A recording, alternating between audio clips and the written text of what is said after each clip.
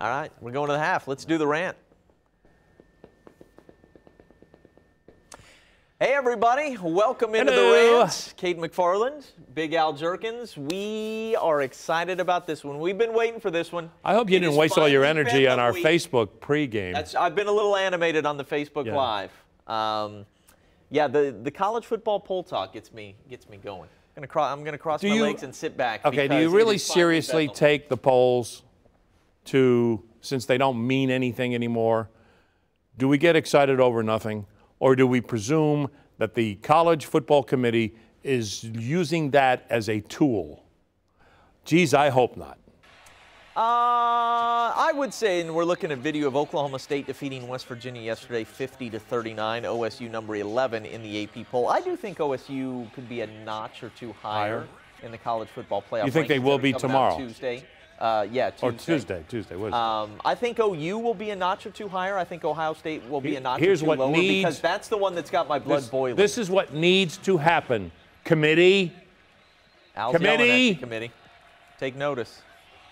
Ohio State, even though they beat Penn State, right now is not the number 3 team in the country. No. Not number 3. It's a joke. They should not be in the playoffs if the season ended today. So what I hope will happen tomorrow in the college playoff committee rankings, or excuse me, Tuesday, Ohio State is like 5-6, and OSU either be 6 or 7. I hope OU's ahead of them. To me, that would be the right thing for the college football playoff committee to do. That would be, I could see where the committee could use the excuse that Ohio State's loss was a better loss than the OU loss. Even though Iowa State is tied for first in the Big 12. Did I say that? Did I really say that? You really just They're said in a that. 4-way tie State for first place and have tiebreaker over 2 of those teams, and they haven't played the 3rd team yet. So Iowa State. Have you reached the point now where you are not counting these guys out at all? Like in 2 weeks they play Oklahoma State, you think they can go give it to them? No. Okay. No way. Even though they lost to Texas. Different quarterback, I guess what you're saying. They should have been playing the walk-on. All right, now we're looking at video of Oklahoma beating Texas Tech last night. Al, I cut these highlights with you in mind as you watch. Texas Tech scored on their first 3 possessions, 20 points in the first quarter, and we got some Mike Stoops cutaways for you. I saw them. He was not a happy man. Saw them. In his turtleneck. They were booed by the home crowd. Not everybody, but a few fans were booing the defense when they came back after halftime. Even more incredible than that, to me, is that according to eyewitnesses, over 30,000 fans left the game in the 3rd quarter. Well, it was cold and it was late. Oh, stop with the cold. Here's Mike Stoops. Stop with the cold. We've been waiting for it. Here's Mike up in the box after that long Texas Tech touchdown, their 2nd of the night, and he is not happy. Don't read lips, kids. It's dangerous to have him in a booth. How badly does this guy want to be the defensive coordinator in the SEC? Maybe, the Florida job just opened up. Not saying he's going to get the head coaching job, but somebody needs a defensive coordinator there Did I really hear that McElwain was lying about the death threats? Yeah, that's just why lying firing him with cause. to try to get sympathy? I don't know why. Why would you lie about that? To get sympathy. It's a strange thing to do for somebody making that kind of money in that post, but okay, so let's talk about Bedlam. Oklahoma State is an early 3-point favorite. Does that seem about right to you? Home team. Vegas is basically saying these teams are dead even, right? I think here's just my guess that they're trying to get OU money. Okay. And I think they will get OU money, and I think by game time it'll be like 1. It may even be even. That's just my guess. Do you think OU's the better team? Offensively, I think they're a better team. A little more consistent, a little bit. Well, the running game, I think, can be sensational. Yeah. And listen. It was last Rudolph is great. Mayfield is just he is so good. The way the ball comes out of his hand is just phenomenal for a college quarterback. Yeah. I think he has a stronger arm than about a third of the quarterbacks in the National Football League. Really? Yes. That's strong. I really think his arm is He can make all the throws.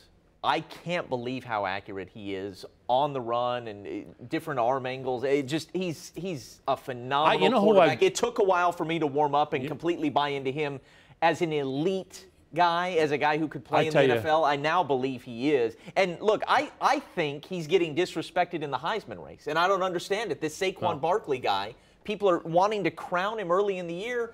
Tell me why. Well, after he returned the opening kickoff, they already crowned him. Yeah, they just gave it to him in that moment. He had -3 total yards in the second half yesterday. Mayfield shredded the Buckeyes in the second half a month and a half ago. You Sooner homer, you? I've become a Sooner homer, apparently, because, look, I just think he's getting overlooked, and I don't understand. Because someone called him. Yeah, it happens. Social media. Okay, so... I think I'm surprised actually that we're this close, I think, on what we're trying to say or what we're thinking about Bedlam. I think that OSU's offense is certainly capable of a huge game against this OU secondary. If the OU secondary is not right, if the officials call it a certain way, if Rudolph's on, Washington's almost uncoverable under the right conditions. But we both think that the OU offense is more of a sure thing. Like, they'll go get 35 or 42 almost certainly. With Oklahoma State, I'm not sure. What kind of shape is their offensive line in? How are they running the ball? I mean, I'm just surprised that one lineman returning to the lineup makes the OSU offensive line that much better. But apparently it was. Yeah, Lundblade is huge, and then Crabtree's back as well. I get it. Healthier. I mean, but they were thin. This is going to be a coach's game. This is going to be an X's and O's game. And who do we have? Who do we give the advantage? That's okay, so first time Riley v. Gundy. I think it's going to be an awesome contest in that regard. Yeah. Be fun to watch. And to pick afraid to say. Well, I can't. mean, Gundy's record in this game. Well, we just saw. I cannot believe how pathetic the OSU kicking game has become. Right. Yeah, no, you're right. That's a real liability. I know he was joking. Yeah. Enough with the Heisman campaign thing. You've got your A+ in marketing. Just concentrate on holding the football for your kicker. That's right. They brought in a different punter yesterday. Signer for Heisman. Kind of went down the drain in a hurry. Justice Hill out early, and J.D. King Hill came back. Carried 30-plus times. Yeah, Justice came back in the second half yesterday. So the rushing performance yesterday for OSU did not inspire enough confidence for you that you think they'll be able to replicate that against OU? Or do you? You think they can run like they did yesterday against the Sooners? Yes, I think they will be able to run, but not to the satisfaction of a complete victory. I think this, like I said, I think it has to be an X's and O's, well-balanced game. I don't think OSU can just concentrate on the run. I don't think they can just concentrate on the pass. They're going to need everything. And OU's running backs at this juncture in the season, they have 4 guys that can legitimately run the football. Sure. So I want to see OSU stop that. I'm not completely sold on OU's wide receivers completely, but I think Mayfield makes them better. Yep. That pass he just threw that we just saw, forget that's not a. You don't make that kind of pass in college. And I'm sorry, unless you're John Elway or somebody like that. We forget OU was up 14-0 on Iowa State when CeeDee Lamb went out. Right. He's back. He's healthy, and he was great yesterday against Texas Tech. Okay, so who's going to practice the least, Rudolph or Mayfield? Because both quarterbacks. And they're both claiming no practice No at practice. all. They haven't practiced in 2 weeks, yet they both put on performances like you wouldn't believe. Sources tell me both of them are in full body cast. No practice for anybody. We're all going to go have pizza. Yeah, that's right. Oh, see if Mike Stoops. So we give the quarterback edge to Mayfield. It's not very often we get into a big Bedlam game and feel like the Oklahoma State defense might clearly be the better defense on the field. The numbers would show that, Al, and the last 2 weeks OSU's defense has been really, really good. The 39 points West Virginia scored, don't let that fool you.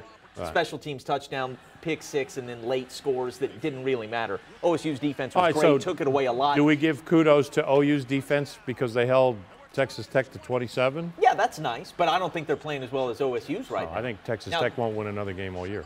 Yeah, you're probably right. Now, that's not to say that I think OSU's going to go out there and get a whole bunch of stops on Baker Mayfield, but they are playing better defense, and normally in the Bedlam game, the team with the better defense wins, right? You know who I wish we could have somehow talk to him I would love to talk to Troy Aikman. Okay. And have him analyze these two quarterbacks. Okay. Because I think he would really give us a really good breakdown of who's maybe not necessarily NFL ready, right, but who has the best presence to win a game like this. I like both of them. See, well, I do. And I say that, I mean, I like a lot of college quarterbacks who don't go on to do anything in the NFL. To me, a lot of that is system, it's fit, it's where you end up and everything else. But Rudolph, Gundy talked about this after yesterday's game, how Rudolph was texting him late Thursday night saying, hey, go to play 47 of the Texas game. Is this a play you think we can use against, I assume it was West Virginia he was talking about. Rudolph is a student of the game. By the way, he's a guy who takes this seriously. Is Mike ordering a pizza? double anchovies. Antacids is what I'm assuming he's ordering. He said, can we make a trade? Every time. Who's available on the waiver wire? See, it just pops into your head. You're trying to guess what he's saying, you know. And we've been around him so long that you know it's beautiful. Yes, that's right. Weeks ago, we thought we were going to have an undefeated Bedlam, and you were saying you were anticipating this like you never have for Bedlam. Where are you now that it's 2 one-loss teams? It's college football playoff elimination game. Exactly. The Sooner Schooner broken down. Yeah, Jiminy, Chris, what else is going on around here? No wonder Stoops was on the phone. Get that bleeping Schooner off the field, will you? My defense is ready to go out there. What are you guys fooling around? It was symbolic of the defense in the first quarter. The defense did play great the rest of the way, though. I mean, hats off. Okay, so what do you think deep down in the locker room they were thinking about getting booed? I don't think they were happy. No. I mean, players hate that sort of thing at home. Good for them for playing well. It was Caleb Kelly, I heard, discussing it.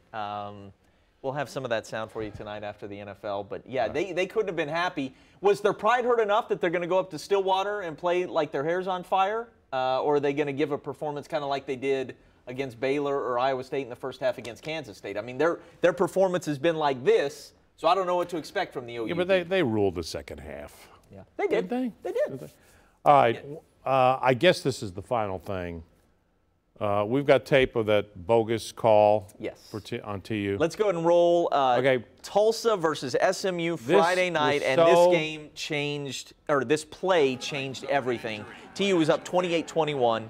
Skipper to Justin Hobbs. Incredible one-handed catch. He is off to the races. This would have made it a 14-point game in the third quarter. Tulsa didn't score 7 points the rest of the way. They lose 38-34. And if you didn't see it, watch closely on the replay. He did a high step for about a step, and they called the touchdown back. This is a relatively new thing in college football. You saw it tonight for the first time and said, wow. It's so bogus. Bogus! What is this? See, I had read about it before I saw it. Mike Pereira, who we trust as the official, he works college games now too. He backs the refs all the time. He always but he said, "Come on, common sense." And it turned out to be so crucial. That was so Bush League. It was. It was Bush League. And I don't think that there are officials in almost any other league that would call it. The AAC throws the most flags every year. I mean, come on. Come on! So is Montgomery on the phone? They got screwed twice. What's it going to do? What's it going to do? Well, he got screwed twice last year. Right. Yeah, I mean, what's it going to do? Now, I'll say this. Hey, kid, just run into the end zone. You're 2-6. Now you're 2-7, right? I mean, nice play. Love that they were able to open up the deep passing game a little bit, and you made a one-handed catch, and I get why you would be excited, but why chance it? I mean, when you're a 2-win team that's just fighting and scratching for everything, this would have kept you bowl eligible for another week. Just run into the end zone. What I would like to know, would that official make that call against the 7-2 Memphis team? No. Would he make the call? That's a great point. No. Central Florida is 8-0, right? Not a chance. Would they make that call against Central Florida? If the game situation was the same, not a chance. See, that's the problem I have with it. The lack of consistency and the competency that comes to when it would not happen against Memphis. No. It would not happen against Central Florida. Agreed. It wouldn't happen against South Florida. Agreed. Please and stop. I know that may not Navy play, would never have been called for that. I know how that sounds and how that'll Well, play it's with too some bad people, how- but I mean, I don't care how it you've sounds. seen enough of it. You've been to Fayetteville enough Right, to know exactly. that It's so things bogus. have happened. I cannot believe the official would have the Temerity. yeah. Whatever. I know it. Hey, we're fired up for Bedlam, and we'll be ranting more. Tuesday night, we'll have some reaction for you to the college football playoff rankings. Very much looking forward to this week, and, you know, it's going to start to clear some things up. It's going to eliminate somebody from the college football playoff race, but not necessarily the Big 12 title race, because OU still has TCU, OSU still has Iowa State. I can't believe I'm saying Iowa State. But we're right in the middle of it. There's more company at the top than we expected. That's cool. But we're right in the middle of it. Because they want number 1 against number 2 guaranteed. All right, that does it for the rant. Be good, everybody.